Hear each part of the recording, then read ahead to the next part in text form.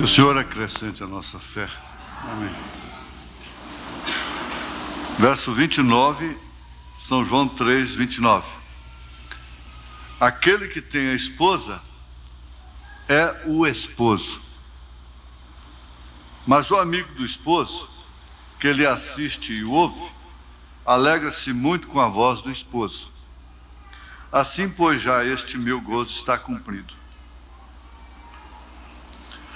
Te damos graças, Senhor, dos céus e da terra. Pai nosso, vida eterna, és Tu, Senhor. Misericórdia, a única causa de não termos sido consumidos. Nós estamos aqui, mais do que nunca, precisando do Senhor. Nós cremos que numa hora dessa, nós vamos ser as pessoas que devemos ser. Nós vamos vencer a barreira que nos segura e ultrapassarmos esta barreira. E assim nós seremos aquilo que devemos ser. Esforça-nos e ajuda-nos neste afã, nesse desejo, Pai, de sermos novas criaturas e de darmos testemunhos. Muitas vezes nós queremos corrigir e não temos como mais. Não tem maneira. O Senhor ajuda, ó Pai, a cada um nesse sentido. A nossa hora é muito difícil. O mundo não sabe. Nós estamos no Getsemane. E às vezes as pessoas mais queridas, até aquelas mesmas que diziam morrer por nós, estão dormindo, não estão percebendo o que está acontecendo. A igreja do Senhor, a igreja do Deus vivo, está revivendo o Getsemane, está revivendo os dias amargos e difíceis de Abraão, os dias da contradição para com a promessa que ele tinha. Nós te suplicamos que isto seja encarado como Abraão encarou e como Jesus encarou lá no Getsemane. Em nome de Jesus Cristo, nós te suplicamos estas bênçãos. Amém, Senhor. Amém. Podeis assentar, irmãos.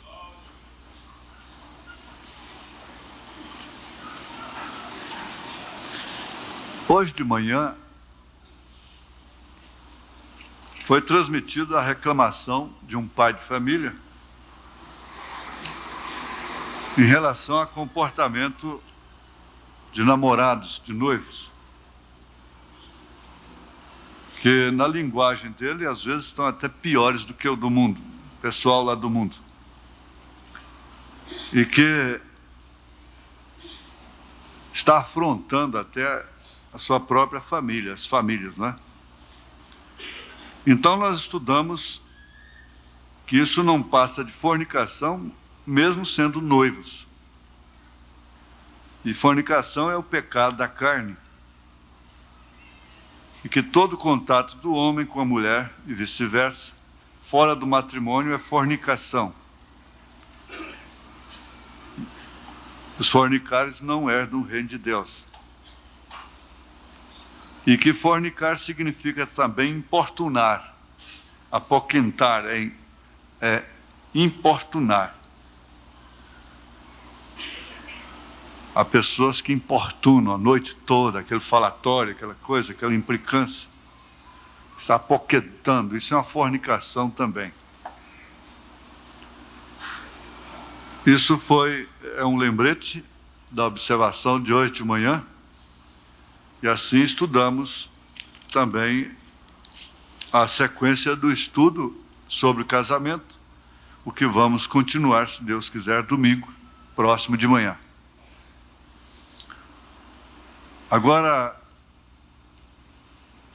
não é somente, observe aqui, que não é somente namorados, noivos, mesmo casados, que andam se agarrando na vista dos outros, estão dizendo que aquele casamento não vai durar muito.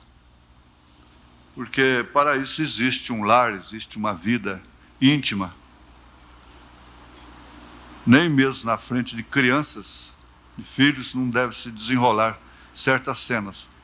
A cena de educação, de amor, ajuda na formação das crianças, mas as excessivas em caráter íntimo as prejudicam. Inclusive, o médico, os cientistas constataram que dá taquicardia na criança, lá no berço. Taquicardia quer dizer o seu coraçãozinho dispara. Sofre uma alteração cardíaca, bem como cerebral também, nervosa. Até estresse a criança do berço tem por causa de comportamento dos pais. Estresse. Criancinhas novinhas mesmo estressadas, por causa de casamentos neuróticos, temperamentos neuróticos. Então, eu creio assim que nós estamos construindo uma casa, e o profeta diz, ainda hoje estava lendo, ele disse: casem-se e vivam como se ele viesse daqui. Casem-se e trabalhem como se ele viesse daqui a 100 anos, mas vivam como se ele viesse agora. E se ele nos achar estudando essas coisas, muito bem. Eu creio sim, é melhor ele nos encontrar até brincando nas horas vagas e falando até de coisas que parece que não são para adultos na fé, do que nos encontrar aí tecendo doutrinas difíceis sobre 7 trovões e novo nome, essas coisas.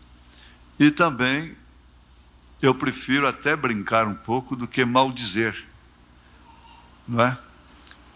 Maledicência, e tocando nomes e pessoas, e aquela atmosfera de difamação. Agora nós vamos ver aqui o irmão Branham dizendo aqui, não simplesmente por uma modéstia, através de uma modéstia manufaturada. Ele está dizendo aqui aquilo que realmente era, se tratando dele como homem. No parágrafo 280 da mensagem Véu Adentro, ele diz: bem, aqui estou nesta manhã, amigos, sou tão somente um pobre servo do Senhor. Tenho falhado com Ele tantas vezes que me envergonho de mim mesmo. Tenho falhado tantas vezes com Ele que às vezes me envergonho de mim mesmo. Me sinto indigno mesmo de ministrar a sua grã enferma. Agora, se ele se sentia indigno de ministrar a grei é a congregação, é o rebanho, o povo, quanto mais eu, quanto mais qualquer outro pastor de bom senso, que possa examinar isto por um prisma real. Vamos nos conscientizar de uma coisa, que os pregadores, os pastores, começando por mim, a mensagem é simplesmente uma pessoa que está como que escrevendo um quadro na parede, e ele próprio se senta ali no meio do povo e está aprendendo com aquele quadro, sendo exortado com aquele quadro, sendo corrigido com aquele quadro. O que o leva a ser responsável por aquele quadro é o ofício que ele tem. O irmão Branham disse que Deus respeitou o ofício que estava sobre Moisés. Não o tratou da maneira que ele merecia, por causa do ofício que estava sobre ele. Você encontra isso na mensagem: assim como fui com Moisés, serei contigo. Então, É bom que a igreja saiba distinguir isto. E assim, ninguém deixaria de estar na comunhão por causa de terceiros. Agora, eu lembro de um pregador que ele tinha uma mensagem que ela provava no fim de todas as coisas que o que tirava a pessoa da comunhão não era ninguém, era o seu próprio pecado. Na verdade, é o próprio pecado, o próprio veneno que está na pessoa, é que a tira da comunhão, é que a leva para tropeçar e se escandalizar. Agora, isso tem um fundo bíblico muito grande. Por quê? A Bíblia diz que Jesus foi posto como pedra de tropeço, como rocha de escândalo. Mas aquele que nele crê, aquele que cresce nessa pedra, então teria vida. Mas aquele que tropeçasse nele, viraria munha, se perderia. Então ele mostrava através daquela mensagem que de todas as formas é o pecado que lhe tira da comunhão. O seu pecado não é o pecado do irmão, não é o pecado da irmã. Isto porque nós, os gentios, somos tratados de uma maneira individual, é como indivíduos. E não justifica você perder o seu lugar na congregação por causa de quem quer que seja. Você deve sempre guardar isso. Ou então você sai ali fora e diz: para onde eu vou? A coisa aqui está custosa, está difícil. Como quando Jesus disse: aquele que não comer da minha carne e não beber do meu sangue não tem parte comigo, não pertence ao meu reino. E ele não saiu explicando e mandou diáconos atrás fazer visita e foi lá atrás pedir perdão pelo mal entendido. Ele deixou que fossem todos, inclusive seus discípulos, os quais curavam e faziam maravilhas em seu nome. Todos foram. Ficaram apenas 12. E ele ainda perguntou: vocês também não querem ir? Isto quer dizer, eu sou a causa de tudo, mas vocês também não querem ir? Foi quando Pedro disse: para onde iremos nós? Onde é que tem a palavra de vida eterna? Qual é outro lugar? Como que eu vou sair? Está custoso mesmo, mestre. Mas sair daí, como? De que maneira? Agora você tem que entender que ele falou foi o que ele quis falar. Foi o que está escrito. Não adianta mudar. O irmão Branham disse que ninguém até hoje pôde interpretar o que Jesus disse ali. Para começar, um cristão, desde o Velho Testamento, não pode comer sangue. Você não deve sufocar a galinha quando você vai matar. Deve cortar o sangue e deixar derramar na terra. Não deve estrangular, comer carne sufocada, porque em Atos, capítulo 15, ficou determinado pelo Espírito Santo que fugisse das coisas dedicadas aos ídolos e da carne sufocada e do sangue. Agora, ele vem e diz: aquele que não tomar do meu sangue. Ora, o sangue dele era sangue de homem. Para todos os efeitos, eles viam ali um homem. Paulo sabia que ali estava o próprio sangue de Deus. Mas nós sabemos também, como o profeta ensina, que não era a química. Que você já pensou? Se fosse a química, naturalmente o vidro de sangue de Jesus estaria lá em Roma, lá no Vaticano. E ela seria a única dona da salvação, como supostamente é. Então não é a química. Ele diz: é a vida que está no sangue. Agora, o seu corpo, ele disse, canibal, ponderando, meditando, arrazoando por aqueles que ouviram. Canibal, antropófago, comer carne humana, é isso que ele quer fazer de nós? É isso? Pois bem, nós não vamos mais na congregação. Nós não vamos mais acompanhar as suas reuniões. Eu gosto muito dele. Quer saber de uma coisa? Eu morro por ele e até mataria por causa dele. Mas isso aí eu não suporto.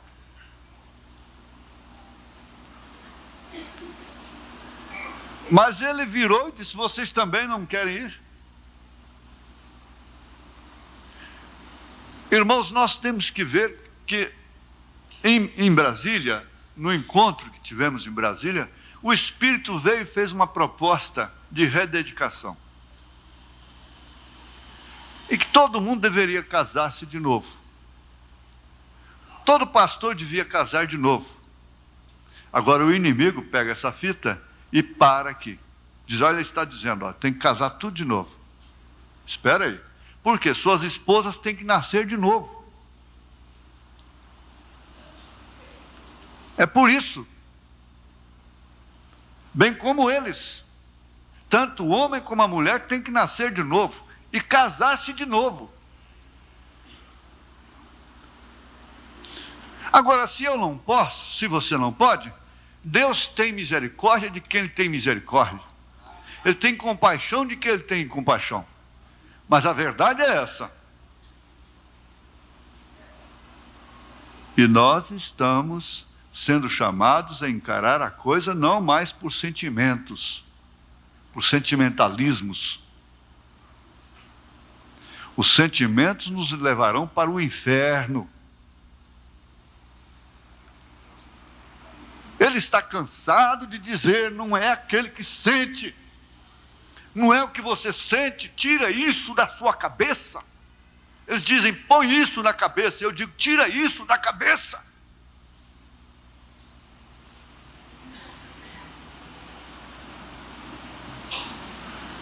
Sem dúvida alguma, nós estamos vivendo a hora do nosso Getsemane.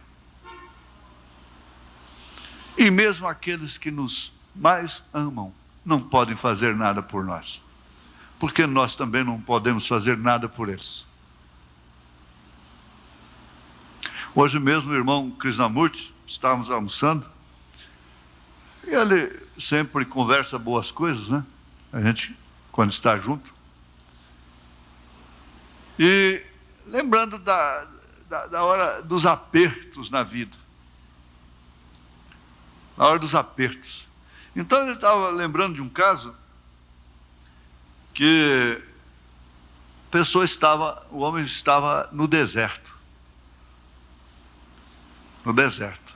E o deserto é assim, é causticante, é um sol causticante durante o dia. É insuportável. Queima. E de noite gela. Anoiteceu, ele acendeu uma fogueira. Acendeu a fogueira, que aliás é o que protege contra as feras. Tirou um cochilão por ali, logo descobriu que estava cercado por hienas. Hienas são vorazes, mas são covardes. Na verdade. Mas elas não podiam se aproximar. Elas estavam de longe. Exatamente por causa do fogo que ele tinha. A fogueira. Ele passou por uma madorna e o fogo foi diminuindo. E quando menos ele esperou, já tinha uma hiena quase em cima dele. Então o que ele fez? Ele acendeu o fogo novamente, mas a sua lenha foi acabando. Foi se acabando. E falta de fogo ali significava morte. Foi se acabando. Logo ele teve que lançar a mão da roupa. botar a roupa no fogo. E tudo que ele tinha, que podia queimar ali, mapa, fotografia, dinheiro, tudo que ele tinha, ele teve que mantendo fogo aceso com tudo que tinha, coisas preciosas, até o próprio mapa, o dinheiro que ele tinha, tudo tinha que acender o fogo para não perecer. A fotografia da mãe, da mulher, sei lá, das crianças, tudo foi para o fogo. Teve que queimar tudo. Aí que a aurora foi rompendo, o sol veio e elas foram embora. Mas quando o sol saiu, ele já tinha queimado tudo que ele tinha, sapato, tinha tudo, botado tudo no fogo. Porque isso quer dizer, se na hora que as hienas cercam, se você não queimar tantas coisas que são necessárias, você vai ser devorado, engolido pelas circunstâncias, pela razão, e assim vamos sendo engolidos aí. Não é certo? E vamos dormitando, e assim o fogo vai diminuindo, vai acabando, porque a única maneira que tem de se preservar da fera, do animal, mesmo do leão, da cobra, lá no deserto, é fogueira. O irmão Branham falou isso, aquele nativo que já tinha se convertido, carregava um ídolo do seu pai, e fogo. Ele disse, para que você faz isso? Ele disse, não, porque quando o leão vem, eu ponho meu ídolo ali e acendo um fogo, o leão não chega. Ele disse, não, faz o seguinte, você acende só o fogo, deixa o ídolo para lá. Você vai ver, o leão não vai chegar, é por causa do fogo, não é por causa do ídolo. Não é certo? Então, se nós deixamos ir apagando, daqui a pouco nós sabemos perfeitamente que as hienas estão aí. E eu quero qualificar essas hienas dos nossos sentidos, as nossas razões, porque o irmão Branham disse, o maior inimigo que eu conheço chama-se William Marion Branham. Isso quer dizer, os seus sentimentos. Então, me sinto indigno mesmo de ministrar a sua grã enferma. Porém, não ponho meus olhos em minha dignidade. Não tenho nenhuma. Eu estou falando, eu tomo essas palavras para mim, no meu lugar. Não tenho nenhuma. Eu ponho apenas os meus olhos no que é a sua graça. É o que ele é para mim e o que eu sou para ele. Eu sou seu filho. Ele é meu Senhor. Se minhas mãos não estão limpas, as dele sim. Se as minhas mãos não estão limpas, as dele estão limpas. E eu não ministro com minhas mãos. Não. Eu tão somente trato de render-me a ele de tal forma que ele possa ministrar através de mim. Eu ministro através das mãos dele. É por isso que você é alimentado espiritualmente. Por isso que você ouve a sua palavra através de mim. Me alegro de haver vivido dentro deste véu, onde as coisas do mundo, quando ele disse, não podes fazer, estás louco. Agora, eu ainda quero pegar o desvelar de Deus, a mensagem do desvelar de Deus, parágrafo 22. Não vamos ter muita pressa, não. Porque, afinal de contas, é a comunhão, é a reunião que nós encontramos normalmente a igreja toda junta. Quase toda a igreja, senão aqueles que não puderam vir. E muitos ouvem uma palestra, não ouvem outra. Uns ouvem uma e não ouvem a outra. Isso aqui é casamento, divórcio. Eu falei o quê? O desvelar de Deus, parágrafo 22. 22. Agora, o meu assunto nesta manhã, eu confio que Deus revelará isto. E cada vez, se você pega as fitas e ouve, e eu espero e confio que você tem tido um entendimento espiritual do que Deus tem tentado colocar na igreja sem dizê-lo claramente. Vem? Às vezes temos que dizer coisas de certo modo para que isto possa diminuir o grupo, para que possa fazer alguns saírem e irem embora, outros irem embora, ou então outros a se refletirem. Mas isto é feito propositalmente, para que eles vá embora. Isto tem que ser feito desta maneira. Aí no parágrafo 23 ele continua: então pode ser que alguns dizem, você quer dizer, irmão Branham, que Deus faria uma coisa como esta de propósito? Ele responde pelas pessoas: ele certamente o fez, e ele ainda faz. Ele disse certo dia, quando ele tinha milhares ao seu redor, ele disse: a não ser que vocês comam da carne do Filho de Deus, Filho do homem, e bebam seu sangue, vocês não terão nenhuma vida em si mesmo. Que espécie de afirmação você pensa que um médico, ou uma enfermeira, ou uma boa pessoa intelectual pensaria de uma afirmação como esta? Por um homem que teve um ministério como ele teve? Porque ele diria: comer a carne, isso é canibalismo. Beber o sangue humano é um vampiro. Em outras palavras, ele quer que nós sejamos canibais e vampiros. E toda a audiência afastou-se dele, propositalmente.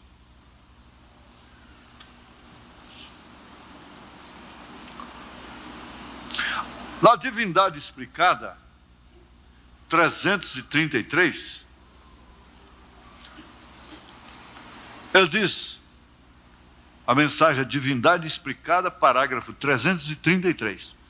Em minha vida eu cometi muitos erros. Eu tenho feito muitas coisas que são erradas.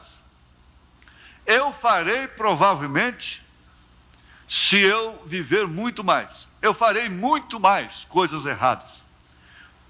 Talvez algumas delas serão pedras de tropeço em seu caminho. Eu espero que vocês me perdoem.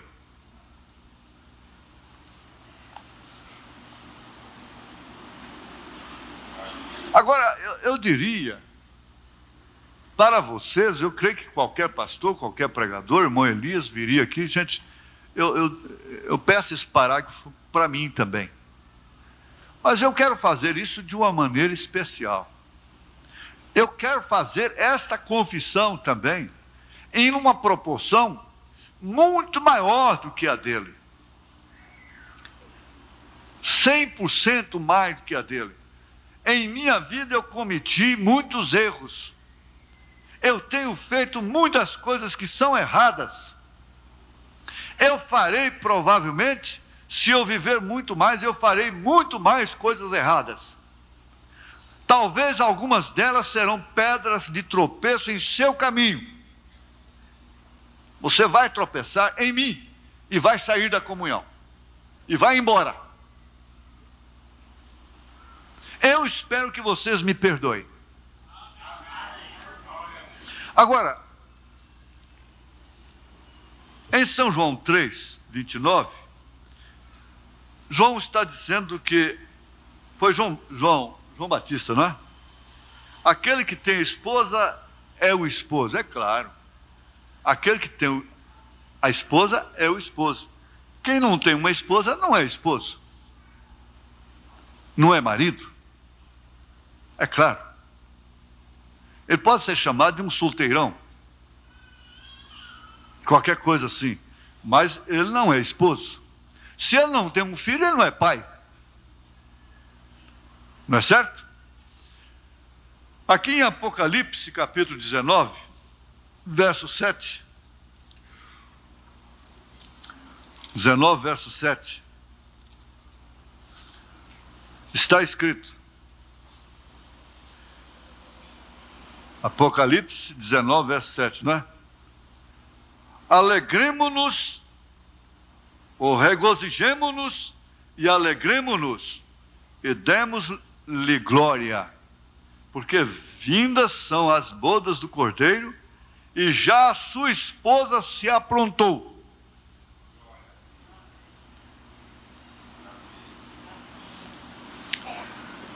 Em Apocalipse capítulo 21, verso 9.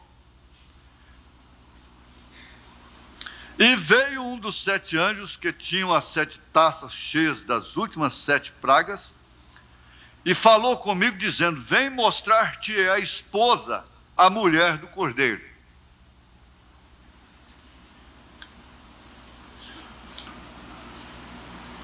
Agora, Jesus é esposo, esse Cordeiro é esposo e tem uma mulher, tem uma esposa. Essa esposa é exatamente aquela que não se escandalizou nele, mesmo quando estava morrendo queimada aos pouquinhos. Ainda Apocalipse capítulo 22, verso 17. Diz: e o Espírito e a esposa dizem: vem.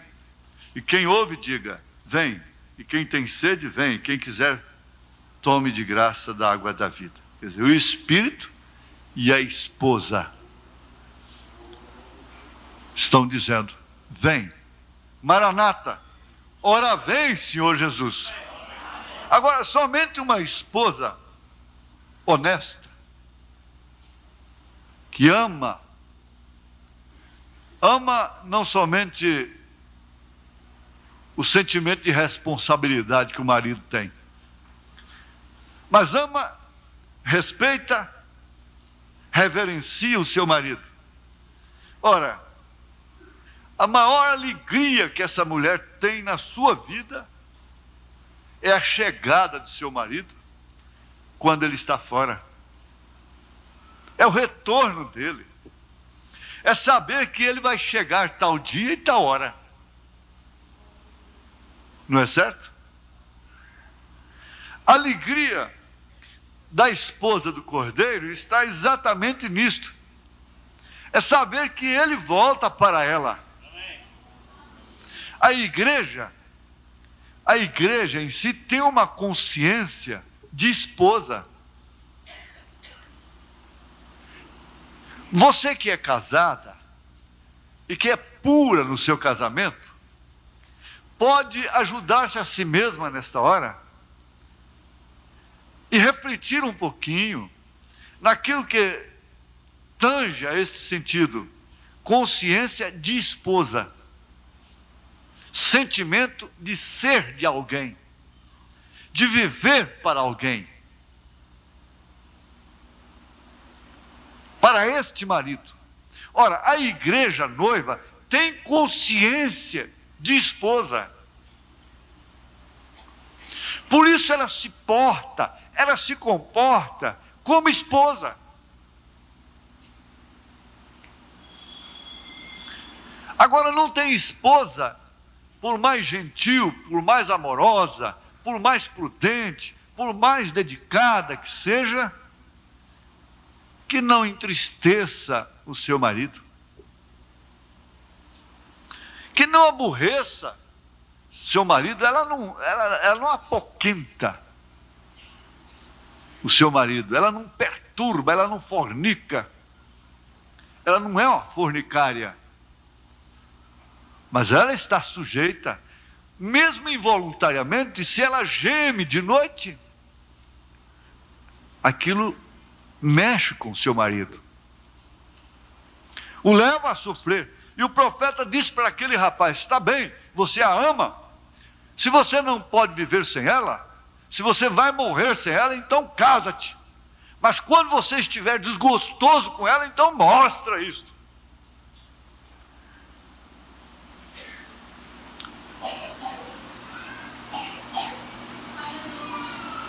Ele disse: a graça é isso. É dever dela pregar o botão na sua camisa que arrancou, costurar a sua roupa que rasgou,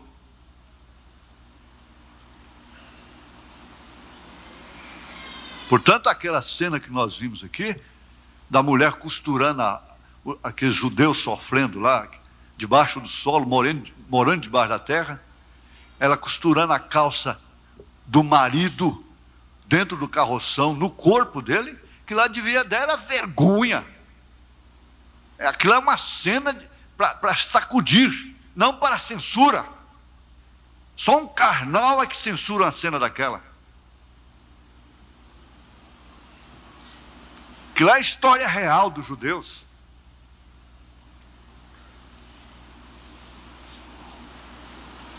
Agora, esse é o dever dela.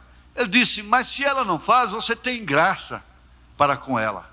Você não vai pedir divórcio porque ela não costurou a sua roupa. Você pensa, irmã, o seu marido não vai separar de você, até mesmo porque, na verdade, ele prefere, não é um desastre. Muitos podem chamá-lo até de manso, e de outro nome que não deve se repetir aqui. Por sua culpa. E às vezes ele é comedido, e ele pensa tanto, e ele arca com aquilo e se torna um escudo. Mas a mulher, fique sabendo, ela vai pagar o preço, mais cedo ou mais tarde.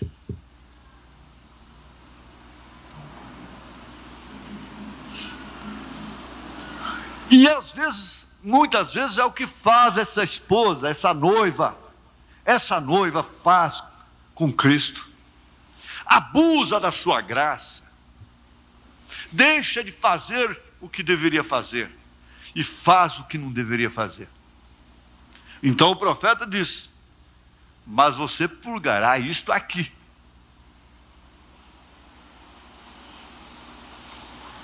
Aqui, na mensagem de casamento e divórcio,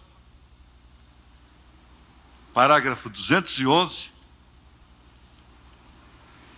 final do parágrafo, para ganhar tempo, ele diz, eles falham por não tomar a palavra. Eles recusam a Cristo.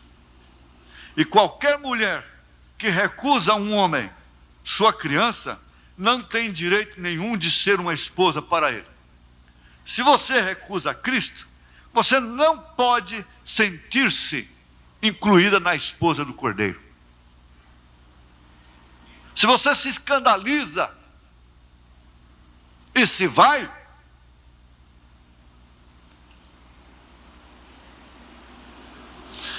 vocês se lembram na Bíblia quando o rei casou-se com Esther, porque a rainha o recusou?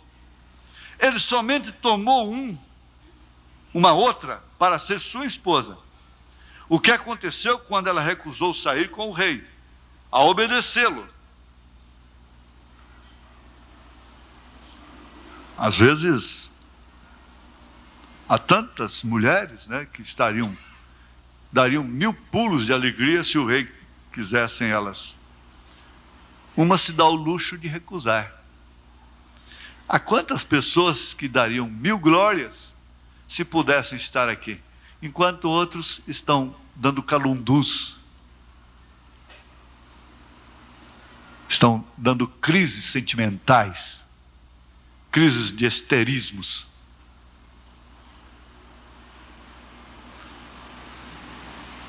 Mas está aqui, ó. E é justo da maneira com uma mulher que recusa ser sua esposa ser esposa ao seu marido. Da mesma maneira como o rei a deixou e casou-se com outra, o profeta está dizendo, é justo da mesma maneira o homem deixar aquela mulher e casar-se com outra.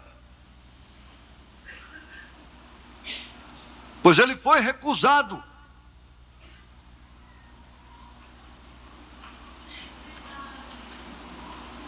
Com uma consciência de esposa, a igreja não pode recusar a palavra de Jesus, por mais incoerente, por mais difícil, difícil que seja para entender, mesmo como comer carne e beber sangue. Ela não tem por que recusá-lo. E é da mesma forma com a igreja que recusa ser grávida na era em que agora vivemos para trazer filhos desta era. Jesus a repudiou.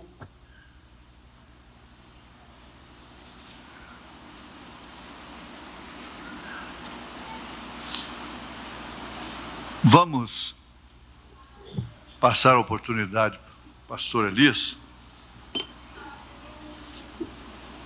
Se alguma coisa fica incompleta, eu tenho notado que a mensagem do irmão Branham, como a Bíblia é sagrada, às vezes tem coisas que ficam somente pelo Espírito mesmo. Não tome nada pela sua própria mente. Simplesmente alimente o propósito que Deus pôs no seu coração de ficar firme em suas fileiras, na comunhão. Haja o que houver. É isso que você tem que fazer. Mas Deus tomará conta do resto.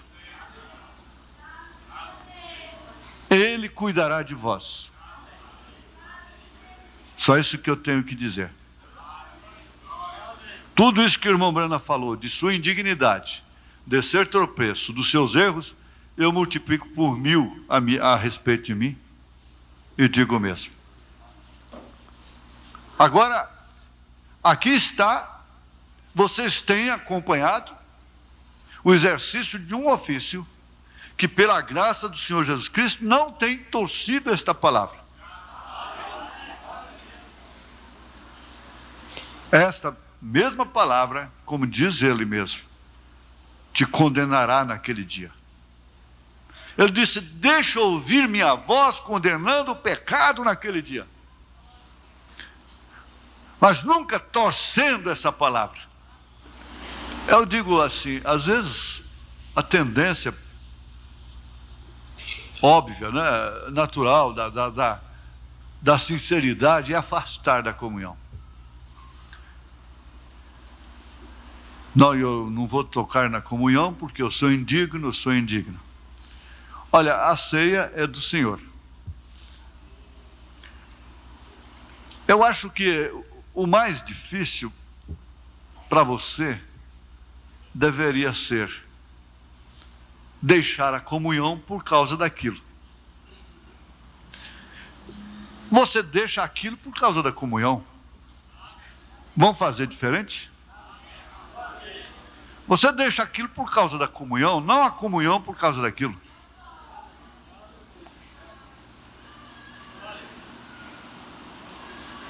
Pelo menos em propósito, pelo menos em desejo ardente. O que acontece? Você está pondo aquilo em segundo, terceiro e último lugar, e Deus em primeiro lugar. Se você tem uma circunstância na vida, não deixe essa circunstância virar Deus, ganhar o primeiro lugar. Não. Põe ela em último e Deus em primeiro. Por fim ela será eliminada, porque ela vai descendo de degrau. Mas quando ela vai subindo, por fim ela toma o lugar até da comunhão. Vocês têm almas, vocês são sinceros, vocês são pessoas de fé, vocês têm que ser tratados como tais, e Deus tem vos tratado dessa forma. Vocês são pessoas que merecem toda a franqueza, toda a sinceridade, todo o amor, toda a sã doutrina. Porque vocês são um grupo de pessoas que, se mandar agora, se eu disser, gente, vamos até nesse acesso de loucura, como já aconteceu com Jim Jones e todo, vamos agora lá para as matas do Pará. Todo mundo vai, porque é de lá que nós vamos embora. Então todo mundo iria, não ficaria nenhum sequer. Até mesmo aquele que ficou emburrado em casa, dá um recado lá, eu creio que ele desemburraria na hora. Então vamos embora. Não é certo? Agora, nós não temos que fazer isso, não. Muitos dizem, mas isso seria tão bom, porque voltar para aquela casa, meu Deus, misericórdia, não é? Seria tão bom, mas não é assim não. Pedro também queria ficar lá em cima. Desfaçamos um tabernáculo aqui para o senhor, um para mim e outro para Elias, outro para ti, outro para Elias. Ele sabia que fazendo um para Jesus tinha um lugarzinho para ele, né? Mas lá embaixo tinha tanta coisa para enfrentar, inclusive ele ia morrer crucificado de cabeça para baixo. Amém? Amém? Deus abençoe os irmãos. Deus abençoe.